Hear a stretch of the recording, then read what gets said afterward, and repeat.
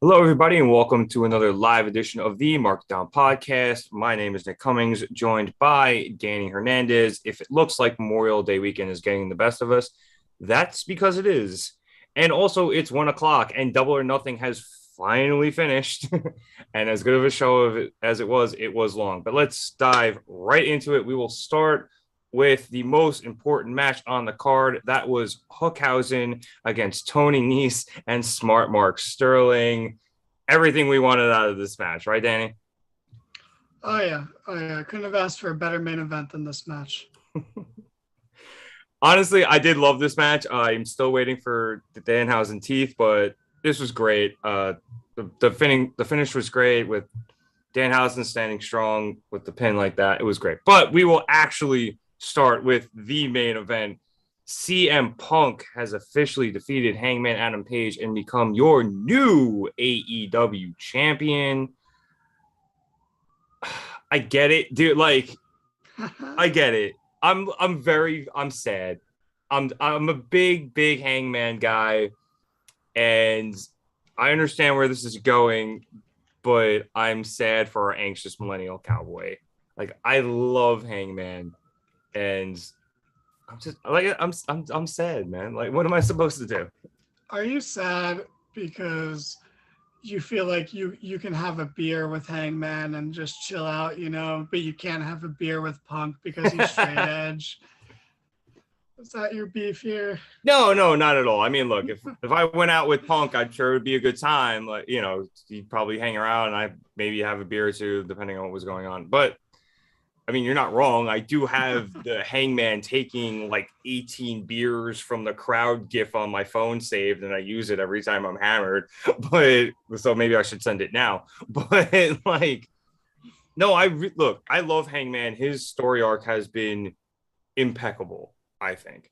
And this is the culmination of everything we had for the first 2 years of AEW, and now we're in this new era where Hangman was finally the champion, and now that's over. And it sucks, man. Like, he was our guy, and now he's not champion anymore. I get it, but I think, despite me wanting it to end right away, I think he had a fantastic title run. Oh, he did. He got to do way more than I thought he would. He got to beat Lance Archer. Who else can say that? Don't Okay, start with that. He beat who Kenny. He else? beat Who else? Brian. Like, Who else that was AEW champion can say they successfully defended against Lance Archer? Mox. Yeah, but no, this was a great run for Hangman. I'm happy it's over, but not like yes, fuck you, Hangman, but in a, you know what, that was better than I've given it credit for this whole time. But this is a new and exciting chapter, and we were saying on the Dynamite recap on Wednesday that Hangman's promo almost didn't make sense at some parts because he was protecting AEW from this evil, like Punk was this evil like force in AEW, and that played into this match. And I think as the story unfolds, Hangman's going to slowly get proven right, and everything he was saying is going to make more sense in the future as opposed to at the time. So this was a way of getting there. The crowd was all over the place, going back and forth. Holy shit. At some points, it sounded like the crowd was 100% pro Punk. Other times it was split. Other times was there not a fuck you Hangman cowboy shit chant at one point? Yeah, there was. Yes. Yeah, this crowd was all over the place. Like, I feel But like it there was worked. people cheering for both at the same time. Like, Yeah. There would be like one person that's cheering for both of them, just going whatever cheer catches on at some points. I probably would have been one of those people, but it worked though. And commentary, I thought, did a great job of saying how that played into Hangman's psyche, especially towards the end of that match, where he was so conflicted about using the title after the ref went down. So I'm glad he didn't do it, but it did end up costing him, and it sucks. And I think that was kind of, once the title, I literally, for those of you who are following along with me on Twitter, thank you. But I literally tweeted out after he picked up the title and the ref put it on the ring apron. I was like, Chekhov's title belt. They're gonna use it. and it played into there. And the second he didn't use it, I was like, Punk's winning this, and he did. So I mean, wrestling tropes, when used well, are still good. And I thought that was used very well, but it still fucking hurts, man. It really does. Also, It's too, good. like I will say, when we were talking about the promo on Wednesday, I have read up a bit more on, Punk in Ring of Honor.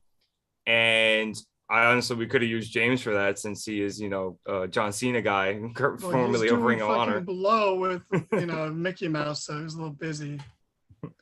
Uh, I think he's actually doing Blow with Obi-Wan Kenobi, but he,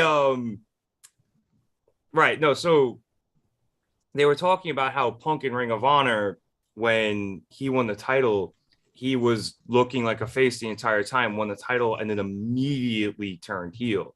He actually used a line that MJF used in their promo, where like it was something like the devil, the greatest trick the devil was pulled was like whatever that one. I can't remember off the top of my head. Like I said, long Memorial Day weekend, but I don't know. I'm wondering if we're gonna get that, because Tony Khan is such a big Ring of Honor guy.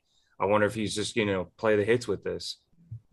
Maybe. I mean, I think that's definitely where this is going, because even in WWE, when he had his 434-day title run, he did eventually turn heel during that too. And I think that's going to lie somewhere in between. I don't think he's going to turn as quickly as he did in ROH, but I don't think it's going to take as long as it did in WWE. It's going to be right in that sweet spot. By All Out, I think it'll happen.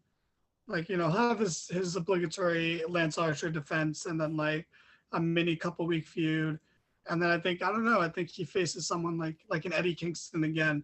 And that really brings it out of Punk. Like, one of those guys is going to be the guys to bring it out of Punk, because it's not just Hangman that's, been saying this about Punk. It's Eddie as well. Hell, it's even MJF. Even MJF can be proven right and still be a heel at the same time. Oh, we'll get to MJF. I am praying Punk faces Brian. I want that so bad. I've been wanting it since they both are in the company at the same time. I fucking need that match. I think Eric agrees with us and needs that match too. As Eric doesn't have a positive word to say about anything, and I think he agrees with that. But man, this is going to be a very interesting title reign. We will see what happens. But let us move on here back to the top of the card. Wardlow versus MJF. Wardlow finally getting his win. I think they did a literal live tweet at the end of that where he became all elite. Like Tony Khan literally live tweeted on air. This was everything it had to be. Somehow MJF took 0 bumps outside of the Powerbomb Symphony, which I thought was great. But I think the whole thing, as good as it was, and it was a culmination of everything we wanted, this was all overshadowed by whatever nonsense was going on with MJF outside of the ring. Him allegedly booking flights out of Vegas. He no-showed FanFest. Is he going to show up? Is he not going to show up? The contract dispute. So, and then I will say they did play into it nicely by him coming out very late during his entrance, but there was a lot surrounding this match. Yeah, he did a little airplane notion too, so he played into it. But I agree, nothing about this match was wrong. Everything about it was borderline perfect, but all the circumstances outside of it made it hard a little bit. It just gave it that, like, I'll say this right now. This wasn't like a punishment or anything. This was 100% always gonna happen. Like, I can't see there's no better way for this match to go. It's not a more exciting match if MJF works him over for like 10 minutes of heat and then Wardlow beats him. Like, no, this was always gonna be the way it was. It was supposed to be chicken shit heel MJF gets his comeuppance. Like, that was the point.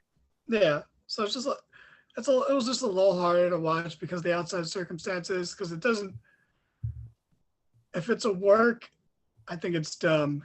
And if it's not a work, I also think it's dumb. So, like, it didn't make anything better. Porque no los dos.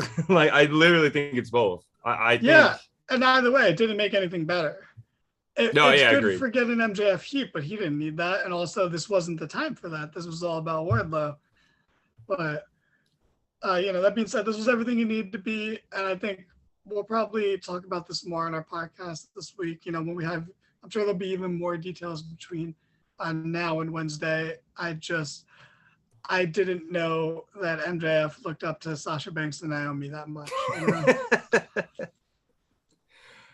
I will say this for MJF, despite all the nonsense, the man showed up.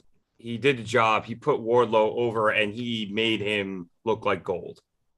So you have to at least give him credit for that. I know the thing with MJF is he's a professional, and everyone always says he's a professional, despite the fact he's always working. But I don't think he might have been unprofessional out of the ring, but he was definitely a professional in it.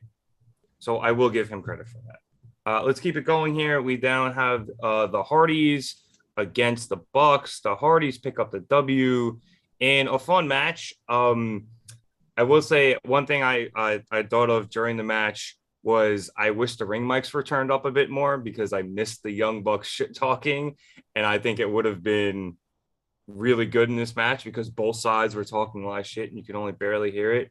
Brandon Cutler was amazing in this.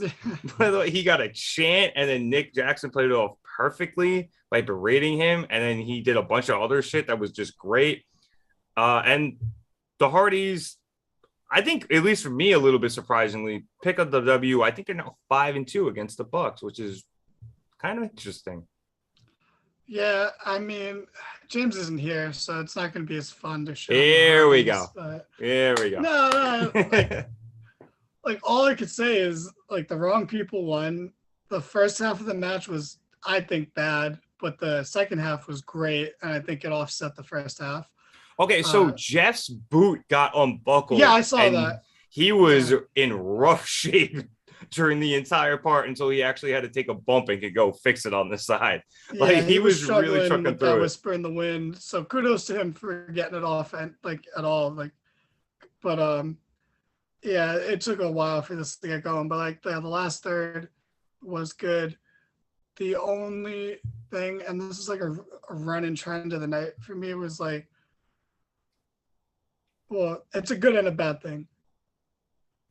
God damn, does this company deliver on false finishes? Holy shit. Yep. But also, bro, some of these should just be the finishes. The Bucks should have won when they were just super kicking that. I thought that would have been just a beautiful fucking finish. The Hardys winning is honestly fine. Whatever. I just think it's weird to have them too. Win. I think if that's, they're not Punk, they're not Brian, they're not. Punk's not Brian, but there's a tier to Brian's still in better shape and condition than a lot of people and can wrestle for literally an hour and not have a problem. Whereas I don't see Matt and Jeff fucking having 30-minute matches anytime soon without crazy shenanigans involved. But whatever, the match did its job. It's okay that the Hardys won. It's the wrong choice, but it's okay. It's not the end of the world. They didn't beat red hot babyface FTR, or anything. But yeah, there's not much to say. If James was here, I'd go harder, but there's no point. I honestly thought it was a weird decision too. I think I picked the Bucks in our prediction show, and it's just fine. I think I'm feeling the same way you are. Fine, they won. It's not the worst decision, but did they need it? Not that the Bucks need it either, but it just seemed the Bucks winning seemed more logical to me. But it is what it is. I don't know. Well, just shout out Brandon Cutler, man. He was the best part of this match. Yeah, absolutely. I can't wait for the BTE shit after this. This is gonna be great. Yeah. All right. After that, we had Jade Cargill defeating Anna Jay for the TBS Championship. Wants to retain the TBS Championship. This was not a surprise match, but I think it was added very late to the card. Probably on Rampage, if I'm not mistaken. Oh no, it wasn't. It was on our prediction. It was show. The week before. All right, wrong Rampage. Rampage before. Yeah. True. Right. There was a couple of late matches, and I'm forgetting what. It's late, folks. I literally had to make an espresso to keep myself awake. Like it's 1 o'clock in the morning. I'm drinking an espresso. I digress. This match was good, which I expected after the last one. They have very good chemistry together. I'm going to nitpick one thing. I The don't match. like the idea that Jade Cargill, who's been built as such like a badass and a powerhouse, needs interference to win her matches. Like I don't I know like I know it ended up backfiring, and we had our guy debut whose name I'm completely blanking on. I know he's the dude from NXT, but I've never known his name. I have no idea who that was. That I'm was gonna a I'm gonna have to look it wet up. fart of a debut for me. Yeah, I think he was the dude with Diamond Mine, and then he went the last round of Sure. WWE releases. His contract was up, and he just didn't resign. But yeah, I don't get the need for Jay to have like interference. Like I don't think she needs it. Like I mean, freaking JR compared her to Tyson at the beginning of the match, and then she just has interference on the baddies and Sterling. Like I thought it was dumb. Other than that, good Yeah. match. I mean, it was okay. It was not as good as the first match because I do think Agreed. that was Jade's best match was the first match by Anna Jay, but like they have a weird like a green chemistry. Literally, like them both being relatively green somehow makes them better together. It's weird, but I didn't. The match was whatever. I'm glad it was on the show. It was in a good spot where like if this came later in the show, forget about it. This would be a chore to get through because the show was long, people. That's why we're starting so late. But you know, it's all about the post match stuff with this, and Yep. I loved the post. Besides this dude debuting, because I don't know who he isn't like his. I don't think Jade needs anyone else around her. I think she just needs Mark Sterling, and if she wants to have the baddie section, that's fine. I don't think she needs anyone else. But Stokely Hathaway, for those of you who don't know the fuck we're talking about. I still don't know. Stokely? Stokely. Like Sure, man. Stokely. Sure. I was not stoked to see him, but Solid wordplay. I was stoked when Chris Statlander made the run out and got a massive pop because I kind of watched Rampage on Friday, and I loved how the crowd got so behind her and borderline turned on Ruby Soho because they were just like, yeah, fuck it, give it to Chris Statlander. She keeps getting fucked over in this. So I was happy to see that. But then pretty much immediately, more or less the same kind of thing happened where Athena debuted and overshadowed Chris. And yes, finally. And I'm saying this in a good way. She overshadowed Statlander's run-in, which I think will play into Statlander just getting fed up with all these people coming in and being like, you know what, I'm sick of these WWE rejects coming in here and taking spots from me. But this debut was good. She got a great pop. I guess we're going to get a 6-woman tag. And you know what? The way they hyped us up, the crowd was into it. It feels like a bigger deal than it actually is because the presentation of it was pretty good. I wouldn't have had Stokely debut here at all, but especially if you're going to have Athena debut. But the point is, she got a pop. She's over.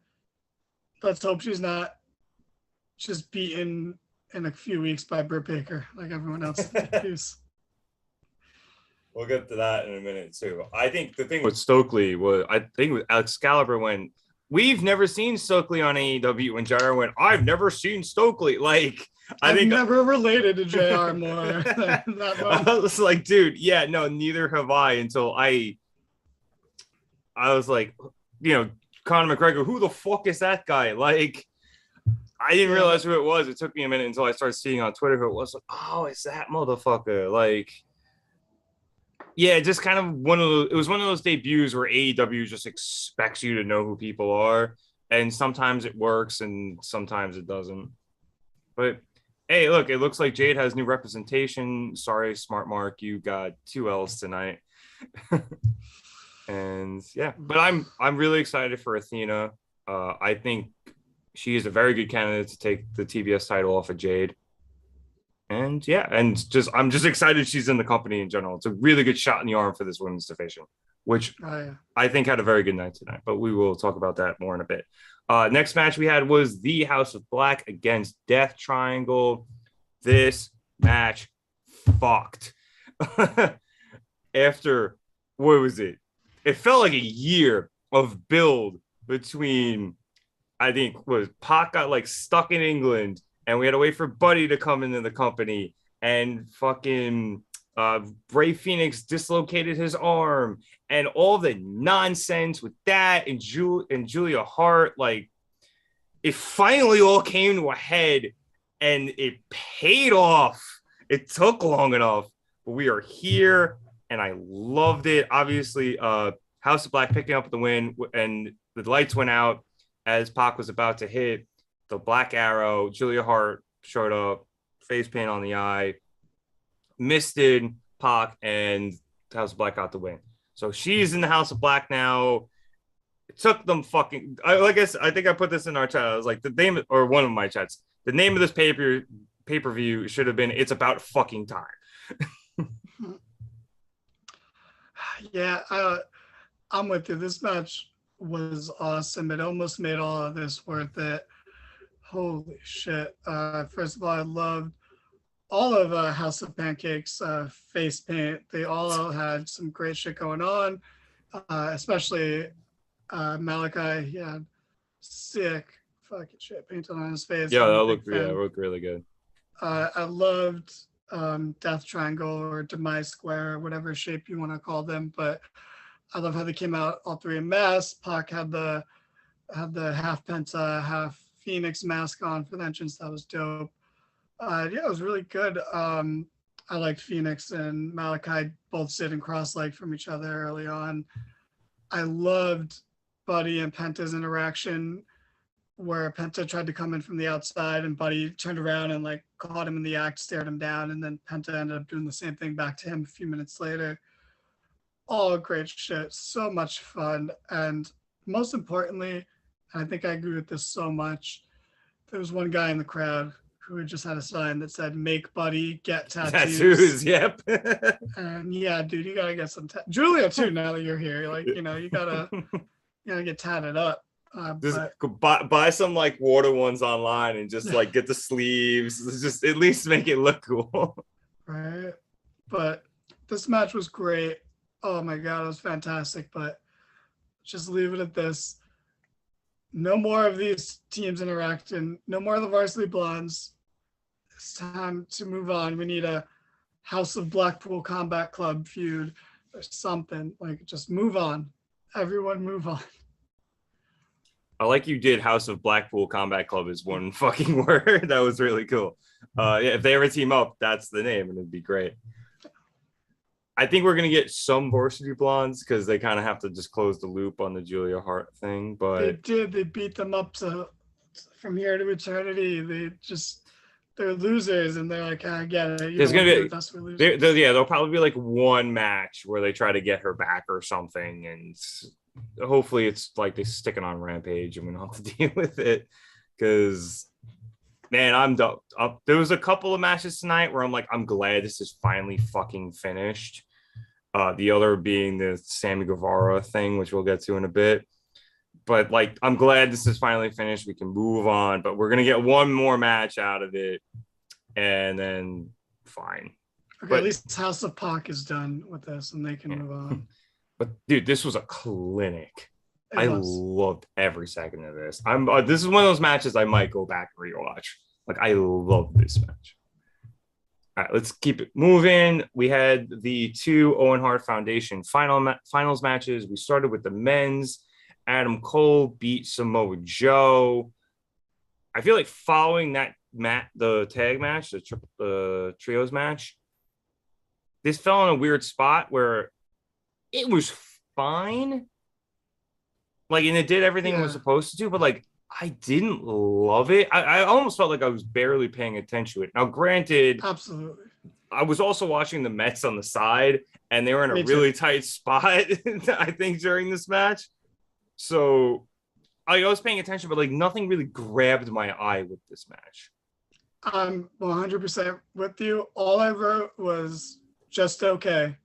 I was not into this. It was borderline disappointing considering who was in it, but like I just didn't care. I really don't have much to say about this match. Yeah. Also, maybe I'm being sanctimonious, but like, and I know it's happened throughout the tournament. The cheating and the Owen Hart, I don't know. That just feels dirty. Like Bobby Fish getting involved. I don't know. I think I'm being a bit sanctimonious with that one, but it didn't really impact the outcome of the match too much, I guess. So it is what it is. Adam Cole won. Hooray.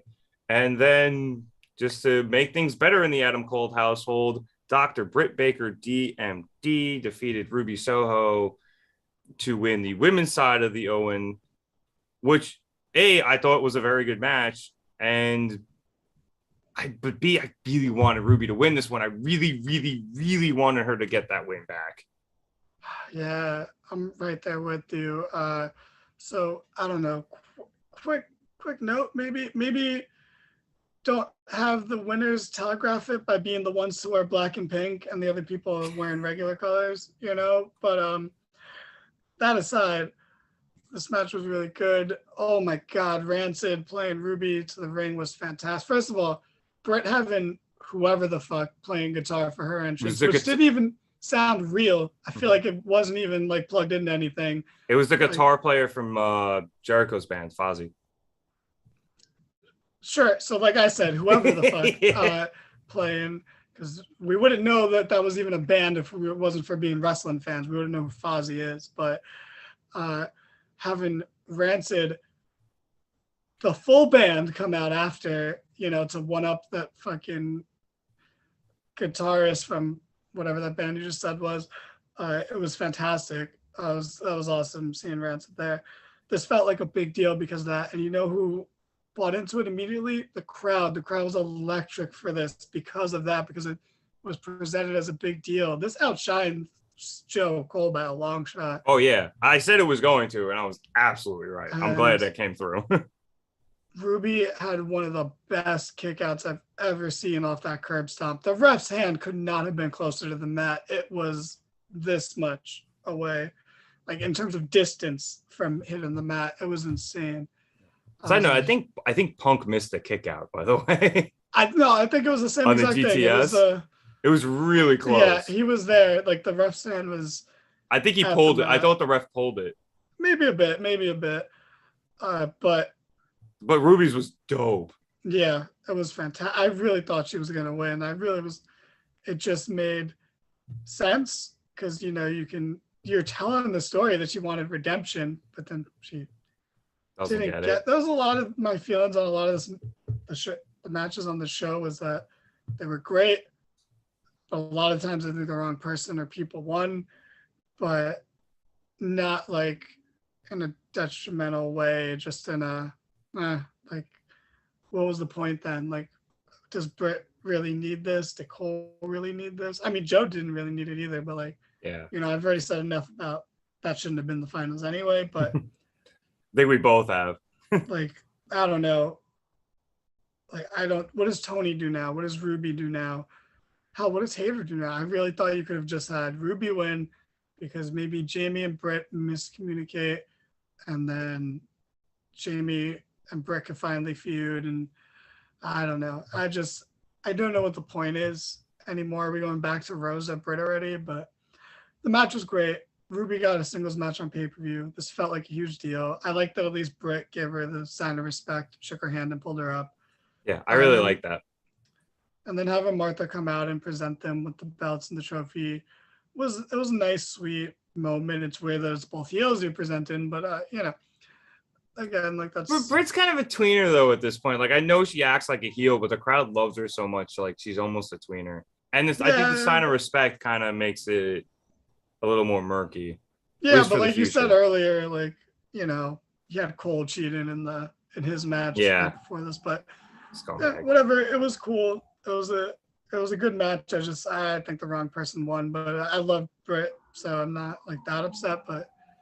I think this was a really good time to put someone else on that level. But Yeah, I agree. I think Ruby should have won, but having Cole and Britt as your inaugural Owen like winners is not the worst thing on paper. You know what I mean? Like we'll look back at it and be like, oh yeah, like Owen and Britt were the original winners, and like, yeah, it's probably a good decision having two of your top people be the inaugural winners.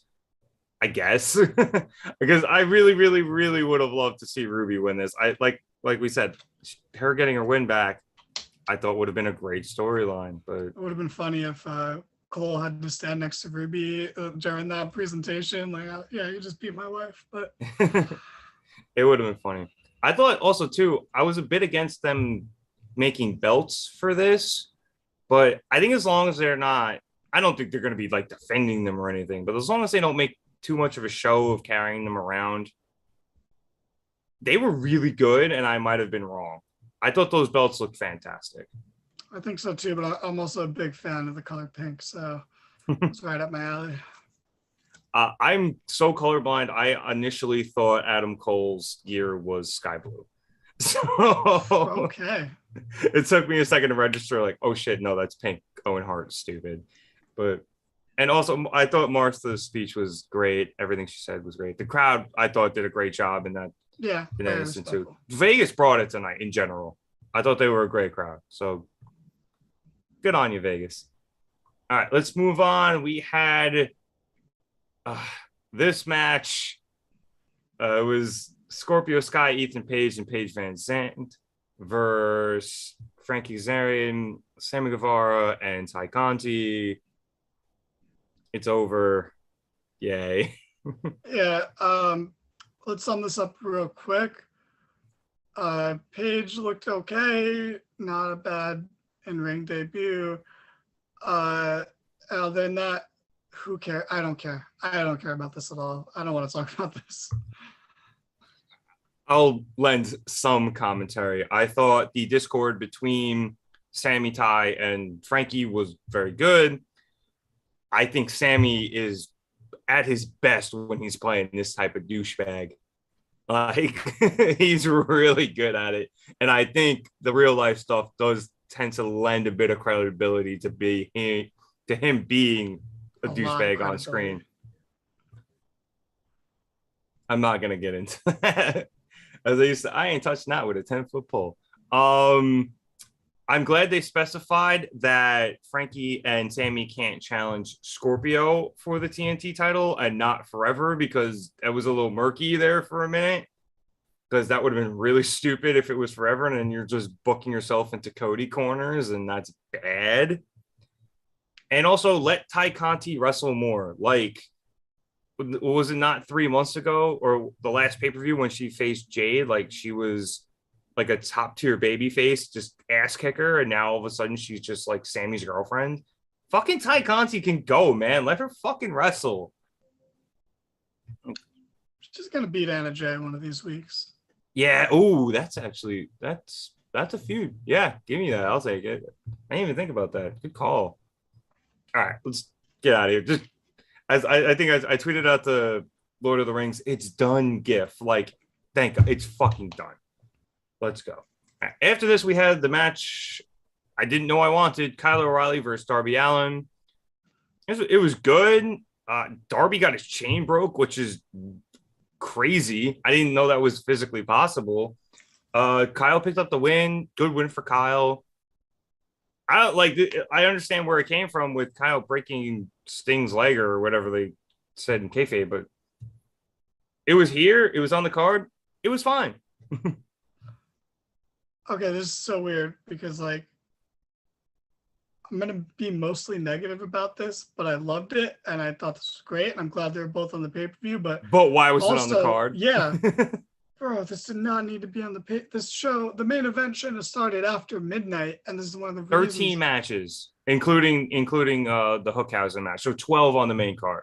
Also, real quick, the logic of Tony Khan not wanting the main event to start until after whatever NBA finals. Oh, that's why the games. I forgot about that. Yeah, that Game 7 Heat Celtics. Dumb. Yeah. Because who the fuck's ordering a pay-per-view that late into the fucking show? They were like, oh, well, I'm glad this playoff game's over. Let me buy a $50 pay-per-view now to see 1 or 2 matches that are remaining. It's not even like it was on TNT either. It wasn't the Western Conference Finals. It was the Eastern Conference Finals. It was on ESPN. That's the competitor. Who fucking cares? That was the dumbest logic I've ever heard. Oh my God. But anyway, I love this. I've completely blanked on that. Thank you for reminding me. Yeah. Jesus, that's why we're on so late. That's why I'm drinking espresso at 1:30. Like, that being said, when this would have been a way better Owen Hart finals than fucking Cole versus Joe. Oh my God, this was awesome. Ooh, Darby versus Joe would have been cool. Yeah. Sorry, that randomly popped in my head. We could have gotten, yeah. But like, this was great. It didn't need to be here. And also, I'm not gonna get all heated like I did when he lost to Jeff, but like, bro, Darby's not fucking bulletproof. You can't just keep beating him. Give him some fucking wins. Holy shit. Because now what's the story? Like, he's avenging Sting, but then Kyle won. So like, they're both fucking dorks. But then Sting's going to be the one to save Darby. And then so Sting's the only reason Darby wins. And then they're going to beat Red Dragon. And then another real tag team is going to take another loss, like in a big feud. I don't understand. It's so weird because, like you said, this is the match I didn't know I wanted, and I'm so like I loved it, but like this could have just been the main event of Dynamite. Or, yeah, this should have been on Dynamite. Like I'm thinking about it, really should have been on Dynamite, man. Darby deserved to be on the pay-per-view, and I'm glad Kyle got a singles match because, he's right. He's only a step down from Cole in my eyes on the pecking order, and yeah, like I prefer O'Reilly personally, but like I get Adam Cole is the guy, the premier singles guy, but. Yeah, this didn't need to be on here. That being said, it was still a really good match. But yeah, no, I think you're right. Like, Darby's got to win some fucking matches, man. Like, he's been losing, at least the high profile ones outside of the whole him and Sting and the Hardys clusterfuck. Like, I couldn't tell you the last time he won. I couldn't tell you the last time he won a singles match. I think it was the coffin match against the coffin. Which, he had to lose a match first to set that up. So, yeah. Yeah, he hasn't been bulletproof as it. Although, good night for Undisputed, though. It's in my drawer. Anyway, we'll move on here. And we had the women's championship match. Thunder Rosa defeating Serena Deeb in a very good, technically sound wrestling match, which is kind of what I expect out of Thunder Rosa and Serena Deeb at this point. Yeah, it was really good. I'm not going to lie. This is like the part in the night where like being tired really started to get to me. Thunder Rosa looked fucking cool though. Her gear was sick. Oh, I loved the entrance gear and her ring gear were both on point. Yeah, so that was really cool. I'm glad the crowd was into it still because I thought they were going to be dead for this, but they were still alive. I think not as alive as Ruby Brick, but again, that had a party atmosphere because of the fucking rock and roll entrances. But this was. Bit of a breather with Kyle and Darby before it, though. Yeah. They did not put a single women's match in a death spot, which I was very happy with. Yeah, good stuff from AEW representing the women tonight. Even if they weren't all home runs, even if we disagree with the outcomes of some of them, this was progress. I think banner night for the women. Yeah. At least for like AEW wise. I thought all 3 matches were good. Athena debuted. No death spots. Like, this was a really, really good night for the women. Hell, I'm very happy. Even Tay and Paige in the mixed tag, they got some time to shine. And even though I didn't think they had the best action, it's still spotlight, it's still time.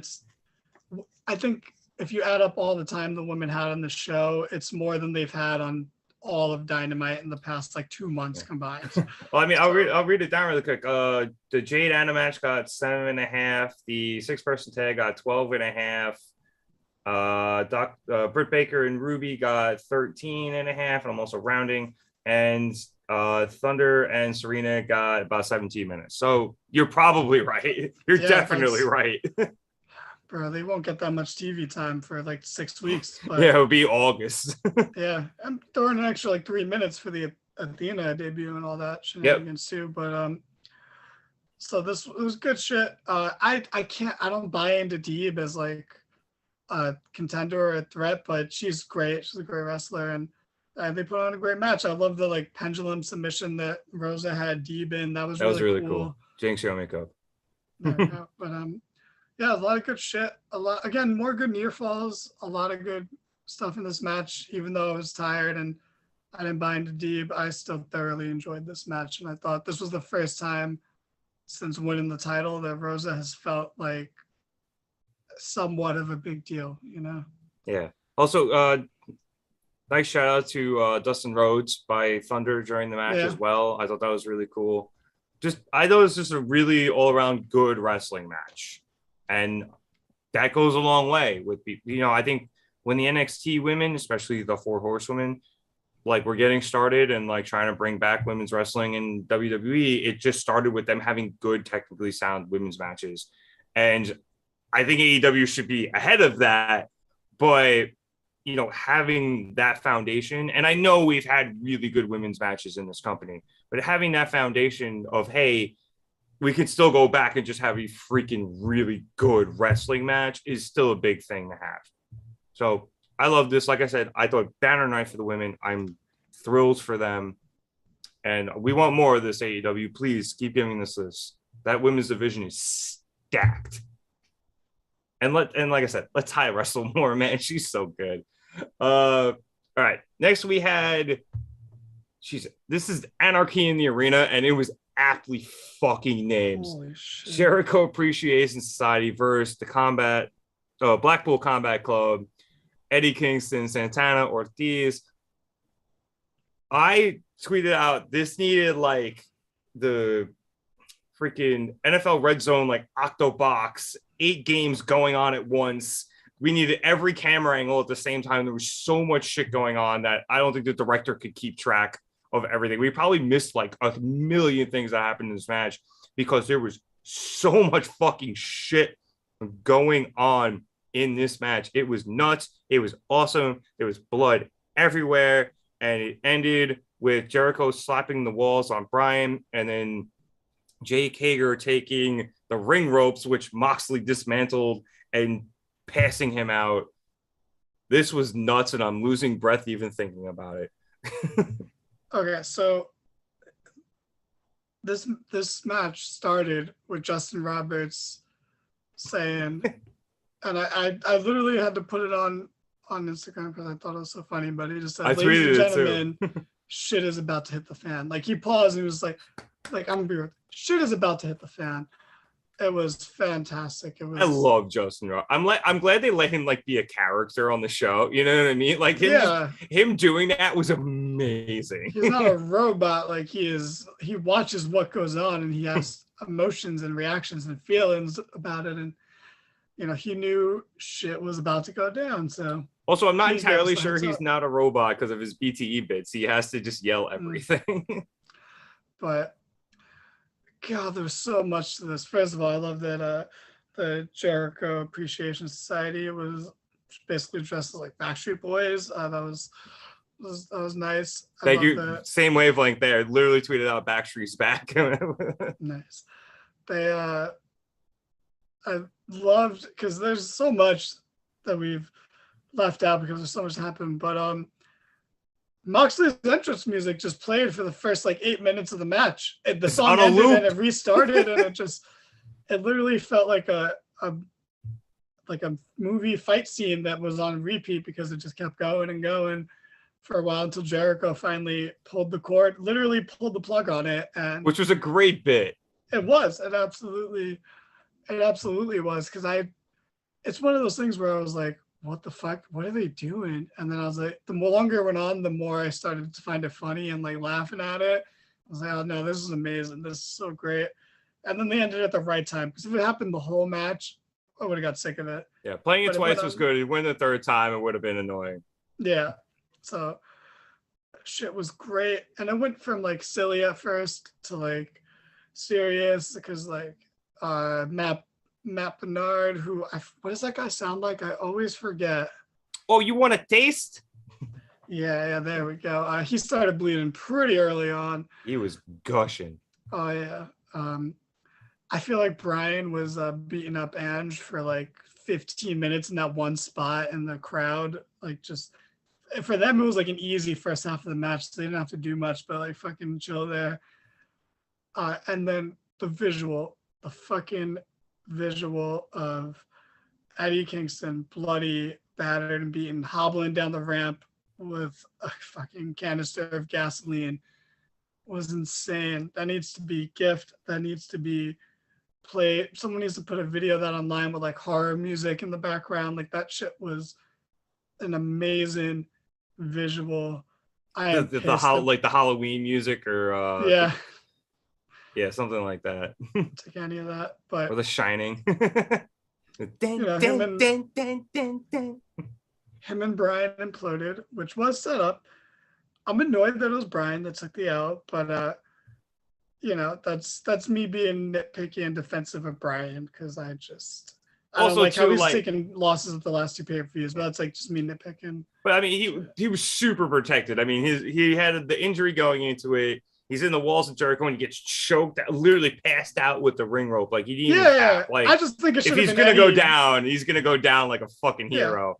I just think it should have been Eddie because he was. Yeah, that would have made a little more sense. Like, but it's his fight. He should take the loss for it. Yeah, it's his fight and it's his fault. Like they had it.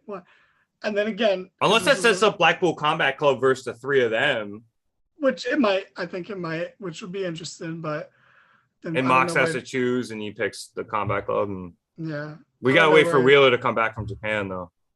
True. But again, because this was like a running theme of the night, bro. Like, I hate some of the shit that the Hardys kicked out of in the Hardys Buck match, where like, bro, you're kicking out of too much.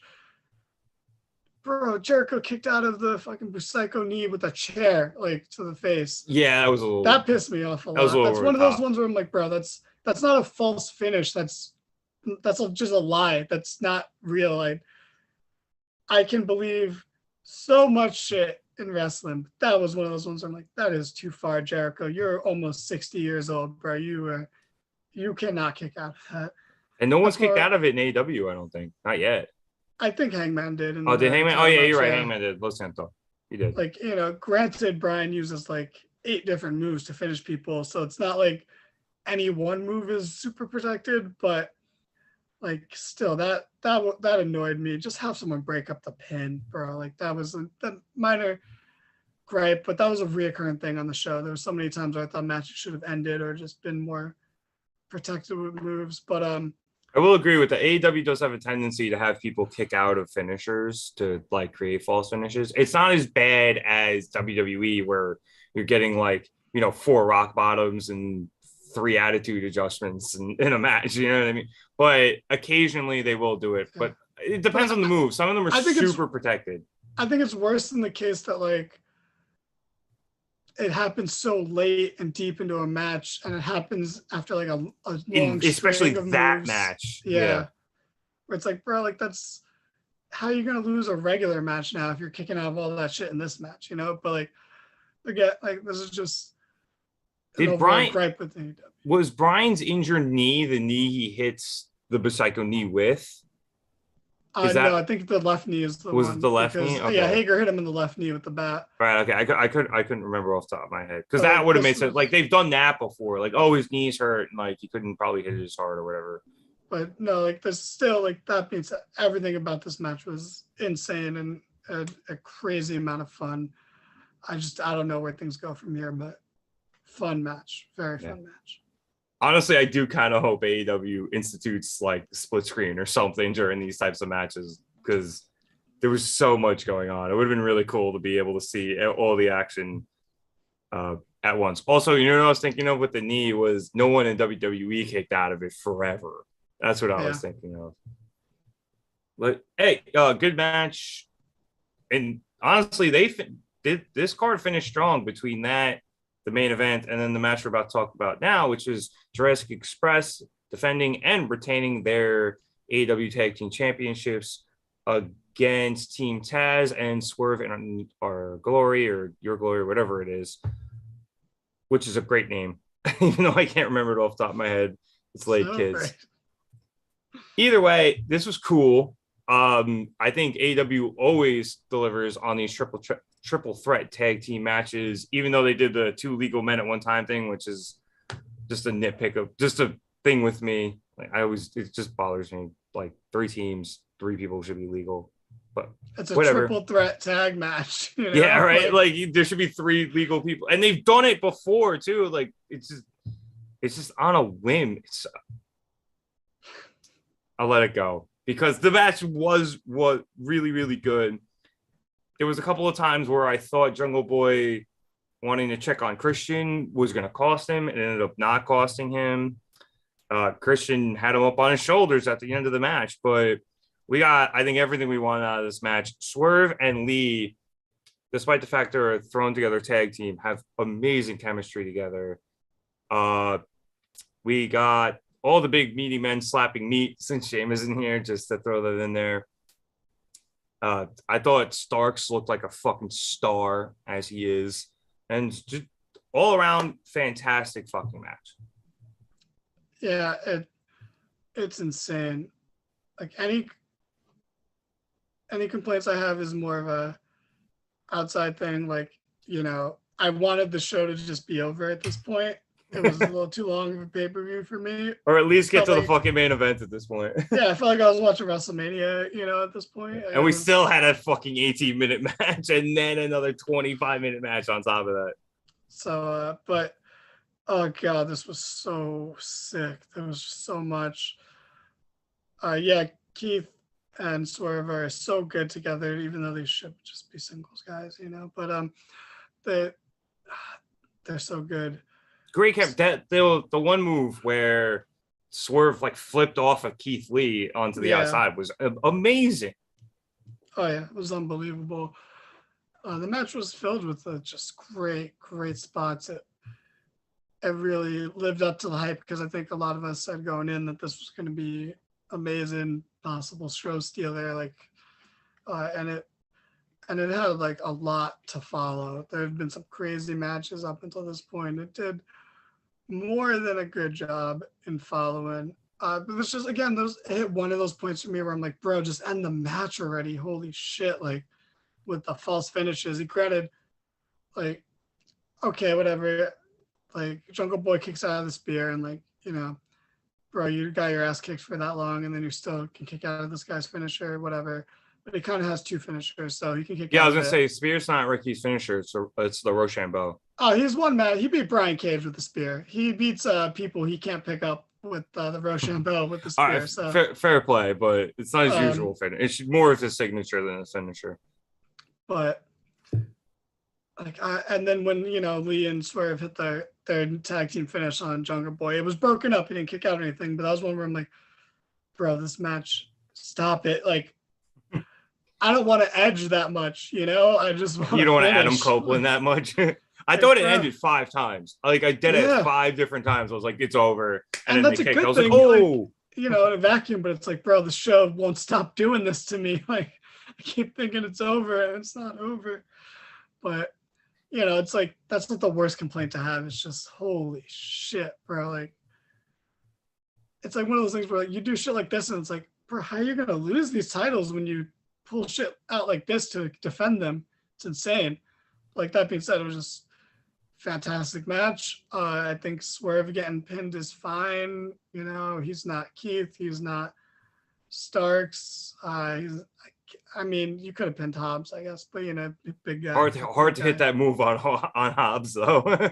It would have looked crazy, though. I was if Jurassic Express was going to win, it was going to be either Swerve or Starks because those other 2 dudes ain't getting hit with that move.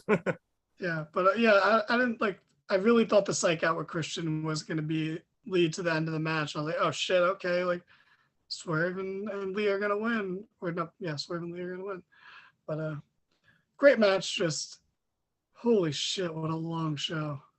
Yeah, I mean, there was a point I thought Team Tabs was going to win. There was a point I thought Lee and Swerve were going to win. Like, and then eventually Jurassic Express won. Like, this match really had me guessing, man. I really liked it. I do want to touch upon the show length though before we hop off here. It was a long show. I mean, they said it was going to be about 4 hours. It was, I think, longer than that off the It top of was my like head. It four and felt, a half. Like, yeah. Now they only do 4 of them a year. So I think that kind of lends itself to them going a bit longer. But do you think the length of this show is a detriment to the show itself? yes. I feel like that's something we got to be fair with. Criticize WWE when WrestleMania was too long. And, this had the same thing as the WrestleMania we were at, where the main event started after midnight. That is unacceptable, bro. How do That you show expect a also crowd to be started at alive? 5. Like that was a Let's be real. 7.5 hour show. It really started at like 7 or 8. Like pre-shows aren't real, bro. How That's not a real dare thing. you disrespect the revival? Okay, no. If anything, I'm sorry I And Zack disrespected Ryder Colin and Jost Matt and Cardona. Michael Che. Okay, because they were the stars of the pre-show. Okay, Fair. or Colin Jost was. Michael Che was just kind of there. He was, yeah. But represent. But best weekend update pairing. But Ever? yeah, they're not better than Norm Macdonald, but he's not a pairing. He's one guy. True. All right. That's a different show though. But yeah, like it's the main event shouldn't be starting after midnight. That is unacceptable. If the main event starts like 11:35 and goes like a minute or two past midnight, not great, but fine. But like, probably keep it, or at least start at 7 if you're gonna have a 4-hour show. Like that really bothered me. Like it really took me out of a couple matches because when it was like 11 o'clock and I'm like, there's 3 matches left. What the fuck? Like I don't care. Like luckily those matches were 3 great / insane matches. One of them literally insane. Good luck explaining that to someone who doesn't watch. Like it's not gonna be able to explain that fucking Anarchy in the Arena match. But like it was all these long. guys hate each other. Like some of them are friends, but they're not really. And they're teaming against each other to face these assholes. And there's no rules. What? Yeah, fucking madness. I would just because you didn't need, as great as it was, you didn't need Darby O'Reilly. You didn't need, as much as the women need to be represented, you didn't need a throwaway Jade Anna Jay match. Like, if it had a real story built into it, fine. Like, I get, like, it was to debut Athena. That's what it was for. Like, yeah, and Dynamite, and our friend whose name we're not going to remember, Stokely. Sure. Thank you, Wikipedia. But there was just a lot that didn't need. Hell, even the Hardys and Bucks did not need to be on this show. You could have dragged that out for weeks and weeks. Build to that. Do it on a special Dynamite episode. Do it at All Out. Like that did not need to happen so soon. All Out's not gonna be for what, another 3-4 months now? Like that would have been a drag. A special Dynamite, I agree. Like that could have headlined like a top tier like branded Dynamite. Yeah, like it didn't feel like. Or they could have had it this upcoming week because it's going to be in Cali, and the Bucks, going home for the first time as in AEW would have been a big deal. Yeah, there was just a lot you could have done without it. I know we had the Owen, but like somehow the Cole Joe match felt like it didn't need to be there. But there was some fat that needed to be trimmed. Yeah. Why making fun of Joe's weight? That's so fucked up. But was not doing that. Samoa Joe, don't come kill me. Please don't come kill me. But yeah, I don't know. The length was just a bit much. Despite that, like the show pulled me back in most of the time. But it's just like I couldn't imagine being there. And like we were at 4 hours of wrestling when we were at Grand Slam, but like like more. Dark doesn't count because like we didn't have to be there for that. It doesn't really matter. Like you don't have to really pay attention. I was online for most of that anyway. Yeah. Rampage was when I was walking around the arena for like 20 minutes just trying to get a fucking water. But like, there's like I couldn't imagine being there. Like kudos to Vegas for staying lively throughout the whole show. I would have been dead. And that's the thing is like if you went there just to see Punk because you're like, oh, Punk's going to win the title. Like I went to WrestleMania 35 to see Becky win the titles. I was not going to go otherwise. I was like, yeah, I'm good. But then when I was like come early January, I'm like, oh, Becky's going to win the Rumble. Okay, like this is, I'm going to go to WrestleMania.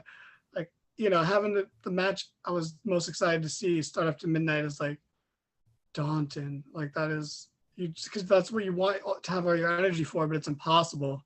Shut out Seth Rollins. I, Well, no, because he man, mentioned that the other week. He was like, Becky, yeah. that match didn't go on until like, it felt like 1 o'clock in the morning. Same shit. Like, Seth man's Rollins right. has a lot of bad takes. That was not one of them. But same thing here where it's like, bro, like I was so excited for that match and like I had to wake up halfway through it and like get back into it because I was dead. Like, I don't know. Like you're drinking an espresso now, Oh, I was. It's gone now. I wonder how much, and you mentioned it before, the NBA Eastern Conference Finals played into this because, like you said, Tony wanted to make sure the main event didn't go on until after. I wonder if this is just kind of a one-off because of that. Maybe. I mean, I'm hoping because this was too long and it felt longer than any other AEW pay-per-view. I think it definitely was. I know, like, I remember Double or Nothing last year ended like maybe 11:30, which, like, I think one of them ended a quarter to midnight, and I was at that point I was really like, I don't like where this is going, but yeah, hopefully not. But again, if that's his reason, it's dumb and it doesn't make any sense. And you know what? That definitely is part of it because they kept saying a commentary during the last hour, like, oh, like it's not too late, so you're not gonna miss out on all this excitement. You can still order this pay-per-view. I'm like, Shivani who the really fuck's driving gonna that order home. a pay-per-view at 11 p.m. that started at 8? Technically, if you're looking at like the TV listing on like a channel guide or DVR, it says 8 to 11. So you're going to order the pay-per-view that ended 5 minutes ago? What? That's insane. I can tell you right now, Fios is probably going to have that up there for the next 3 days at least. So, but yeah, hopefully this isn't a regular thing. I don't think it will be. Luckily, the majority of us have tomorrow off because it is Memorial Day. So, and happy Memorial Day, everybody. But it is late. We are tired. And that was the show. So, thank you all so much for watching. Be sure to like and subscribe. As we always say, James, when he's done doing Blow with Darth Vader, he will dye his hair green and rap for us once we hit 100 subscribers. And we're getting oh so close. So please do so. Check us out on social media. I will put those links in the description when YouTube lets me. But until then, if you want to go check us out there, you can check out one of our other videos, and please do so. And follow the links in those descriptions. I think that's all we got. Just all I want to say is House of Black, Death Triangle stole the show. And fuck you, Phillies. Mets walk off in 10. Let's go. The sweep. So for fellow Mets fan Danny Hernandez, I'm Nick Cummings. Thank you so much for watching. We're going to bed. I hope you do too. Good night, everybody. And there, come on, YouTube. There.